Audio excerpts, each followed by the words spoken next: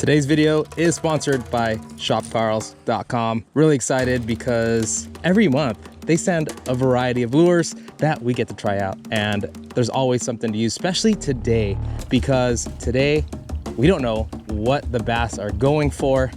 Bob's gonna tell us a little bit about it. It is pre-spawn. It's March, water's creeping up to 57 degrees around where we're at. So we really don't know what they're going to be biting or going after. So with something like this stuff, we have the option to throw a variety of things. So thank you for sponsoring the video, Mystery Tackle Box. But like I said, Bob's gonna break it down on what's going on and how he attacks this time of year, because it's a puzzle that needs to be put together. And right now we're putting something together. Morning, guys. We're out here at beautiful Cachuma. Like Edward said, we're at the beginning of March. Pre-spawn is probably taking place. I'm starting out this morning with a buzzbait. Some people think that it's a little too early in the year to start throwing topwater, but it's not necessarily a bait that they are going after because they're hungry. It's more of a reaction thing.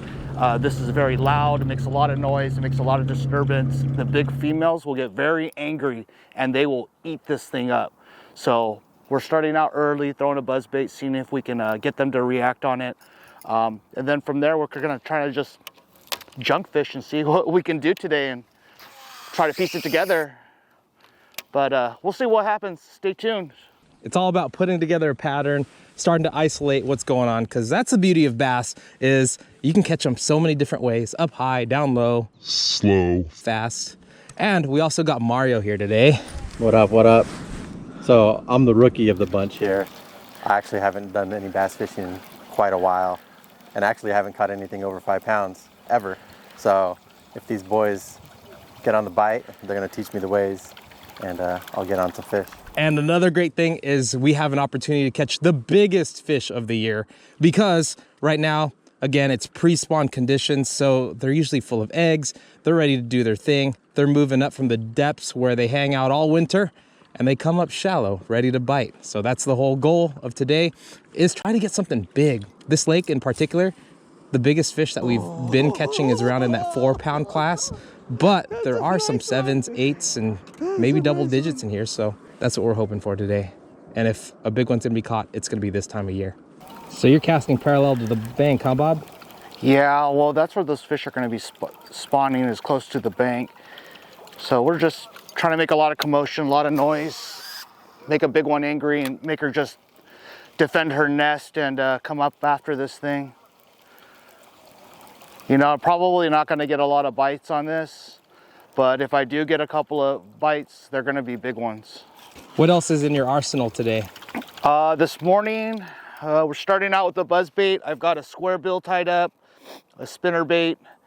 I did have an A-rig, but we lost that. We lost that A-rig. Just got to the lake, lost a $45 lure. Obviously, I didn't check my line and it was frayed somehow and I lost it. So throw a little reaction this morning and see what happens. If not, we'll move over to the worms and jigs and see if we can get bit. We're definitely going to start shallow, looking for fish that are moving up to spawn. The water temp seems right, 57, 58 degrees. They should be moving up. If not, we may move out to a little bit deeper and see if they're staging in that 20-foot range. And obviously there'll still be some fish sitting out deep, so we can always resort to that if we have to. But right now we're going to just target big fish and big bites and look for the big females. So got to stick to the game plan. All right, so we're gonna hook Mario up with the Scout Junior out of the Mystery Tackle Box. And it's actually really hard to resist if you're a nice hungry bass, and it's like the perfect color. Shad imitation. How am I working this thing? Jerk, jerk. That's Yep, it. yep. Kind of like you do a Kalisa, and then like let it dive, and then just you want it to just go. Ah, I see. I see. Do I make those noises as I bring it in? You can. Okay. It adds to the the juice. Okay. We can do that. Yeah. Yeah, we junk fishing Bob's got the square bill on. I got the jig, football jig tied on. Mario's got jerk bait. We're just trying to kind of size down, make sure we're covering all the bases. Reaction bite, semi-reaction bite with the suspending jerk bait, and we got the bottom crawler here. We'll see.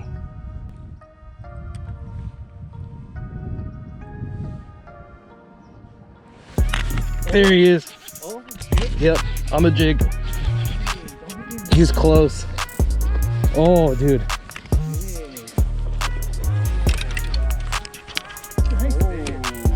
Yeah, that's how you do it right there. Oh.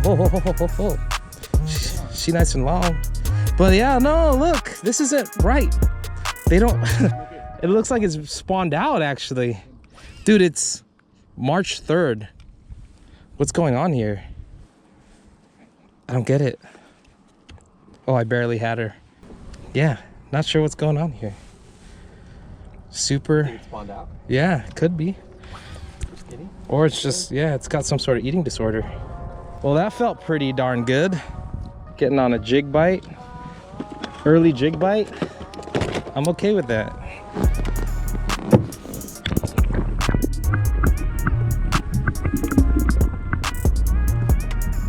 She was up in the shallows too. But it did hit it on the paws. I barely felt it. I had slack in my line just to make sure I was on the bottom, because when I'm casting at a slope, I just want to make sure there's bottom contact. So I'll just let it sit for a sec and then kind of stair step my way down and then let it sit again. And then that beast picked it up. Guys, before we continue with this video, I just wanted to show you a life hack that I just found. I found a pack of 25 line tamers on Amazon. The link is below. It is an ad. But you guys ever keep your line in your backpack and it just falls off the spool and now it's a big old mess? Sometimes people use rubber bands, tape, but these line tamers, they keep it all nice and neat. See? And if you pull off too much line, you can simply back it up and that line goes right back into the spool. There's other options that are made specifically for spools, like the line leash, but it's definitely more of a quality product, but it's also more expensive. On Amazon, like I mentioned in the link below, you can get 25 for $15.85, which means it's 64 cents per line tamer. So pretty excited. Just want to share with you guys this little life hack I found. That being said, let's get back to the video. What? What?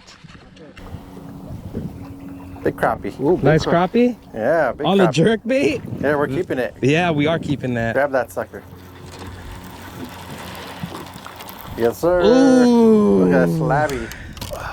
Yes, nice, that's a bud. good one. That is a good one. Hell yeah. Yeah, dude, right by the sticks? Yeah, by the sticks out there. Damn, look at that. That's probably my biggest crappie. And then we'll turn the light wheel on. That's a good one. What were you doing? Did it hit it on the paws? I was just bringing it in, yeah. Oh. I was just bringing Constant it in. retrieve. Constant retrieve. Oh, let's keep doing that. Keep doing that, bro. Maybe they're in that sun right there, trying to warm up a little bit, get in the mood. That sun's like berry white to them. Oh yeah. Mm-hmm. Good one? Oh yeah. Look at that. Jig, baby. So what happened, Bob? We started with the fast-moving baits, then... Gotta go to Old Faithful, bud. Look at how white that fish is. Look at that. Look at the mark there. That little scratch there. A nice, healthy one. On the jig. On the jig. On the jig, bud. Tapped out. Oh, missed the underwater footage. My bad. All right, Bob, tell us what's going on. Synopsis. Backlash. So far, it's not that much of a reaction bite, even though Edward just did get a small buck on an A-rig. Seems like they wanted it a little bit slow, so I might be switching gears here, but I went back to throwing that buzzbait back here in the sticks, but now I got a backlash, so I'm working it out. Working out my issues. And Mario got himself a nice crappie, big one. Nice big crappie. Yeah. Cropper. On the Scout Guggen bait. Just kind of twitching it, letting it sit and bringing it in. Nothing crazy, but definitely a good bite. Dinner. The Scout Junior. Scout Junior. Give a video of the live well. Oh yeah, nah, that's cool. No, you want? Just Don't want to show the world. Damn. Don't want to show the world. All right, come on, come on. Hey, there's the By copy. Bob's orders. Oh, that's a snack. The snack compartment. There's Mr. Crappie right there. Dude, he's big. They're pretty good size. Yeah. She's a big one.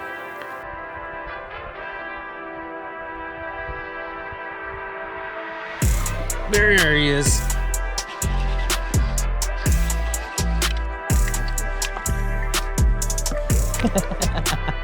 You see those acrobatics? Yeah, that's how it's done right there. Mm-hmm. Yeah, super white. Bob was saying that, oh, this guy's got some herps. He's getting down. He's got it. But yeah, they're definitely white. Oh. See, we saw the geese and it was wild goose chase time. Oh, twinning. Oh. Oh, look at skinny. Yeah, they're skinny. Skinny, dude. Twins. It's got another mark on them too. Yeah. Cool. Are we going for that double release?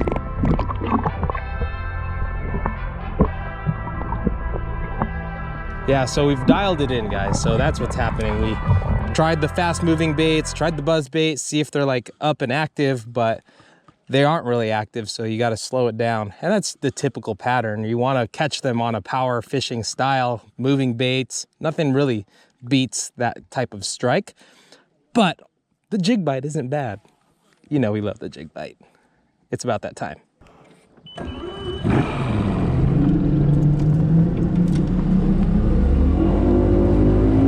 Stage up on the outside here, getting ready to move in there to go do their thing. Yeah, so what are you looking for when you're looking for a spot to fish pre-spawn? Well, little secondary points moving into the spawning cove. So I got them good in there last season. So I figured that they would be, if they're staging, they'll be out here on these outsides getting ready to move because the water's still 25 foot here. And it's a good place for them to be just sitting and waiting for the water to get a little bit warmer for them to move in back there. So let's try this baseball rocker right here. See what happens. Yeah, so we did all the outside here, the outside of the spawning area, and now Bob's just doing a little bit more scouting. A lot of this is just trying to figure out where they're at, where they're starting to stage up. Or if they're doing their thing already. They could be doing their thing already.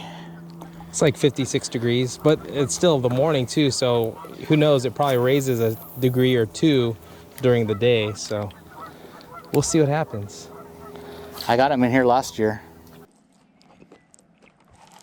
Oh, that's a fish. So that's a good sign. That's a nice one too. Yeah. Oh, Good sign. that's a good sign. Good sign. Oh. Nice healthy male. No, it could be a female.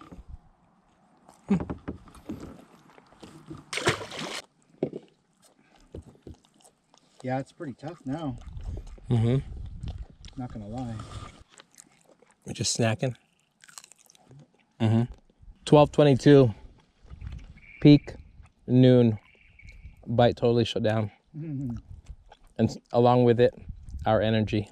When you're on those fish, you got that energy, but if it's been a lull, You're like, ugh. Especially after waking up at like 4. The big fish energy. Big fish energy. Big fish energy. That big fish energy. All right, stop. I gotta. Just as a summary, that day was really interesting because the fish that we were catching weren't those typical pre-spawn fish that are really bulked up and ready to spawn. A lot of them were very skinny, so we're wondering why that is. Maybe there's so many fish in this lake that the competition is very fierce for food, but maybe there's also a first wave of fish that have already spawned. But the thing that fights against that idea is none of their tails were all tore up from fanning beds. So what do you guys think, for those who follow bass spawn? Why were those fish not big? But anyway, Mario didn't get on a fish. That was a goal, but we'll get him on one next time. But hopefully this helped you guys out if you're trying to put a pattern together in your local water, or you fish Cachuma Lake like we do. But again, hopefully this helps you guys. Don't forget to drop a like and subscribe if you haven't already. Thank you guys so much. We'll catch you guys on the next video.